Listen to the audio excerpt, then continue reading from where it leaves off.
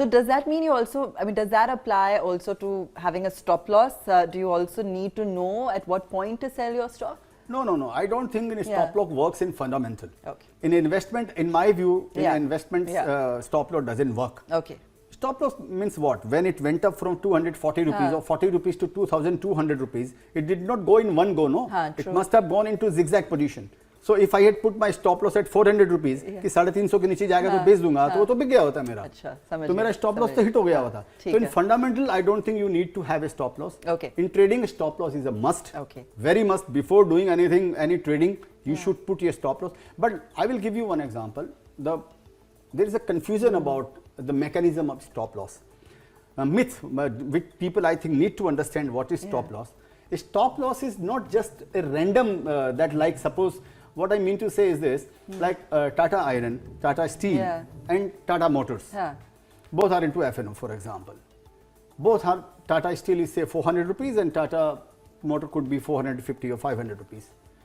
If you think that you are going to take a position in this in both the stocks and you are keeping a random stop loss, कि भाई ले लो 10 रुपया नीचे मेरा stop loss रख दो, then you are playing actually flush.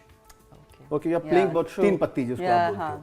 That is not a way of, आप अपने आप को convince कर रहे हो. You are thinking that you are very safe, you are disciplined, and you have put a stop loss before indulging into any kind of trading. But there is a rule, and what I have understood, in my view, rule is what, that stop loss in Tata Steel would be different than stop loss in Tata Motors.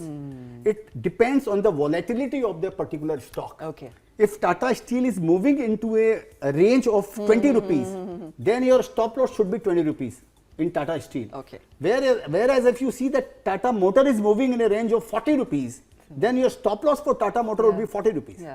You know, then if you just put a random stop loss, that is going to work against you.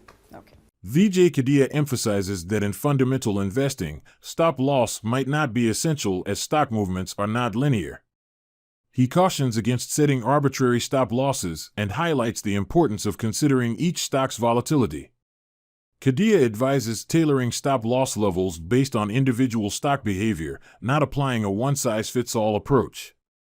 In trading, he acknowledges the necessity of stop loss but stresses understanding the unique volatility of each stock for effective risk management. Ultimately, Kedia discourages a simplistic approach, urging investors to avoid playing a flush and emphasizing the need for thoughtful, stock-specific strategies.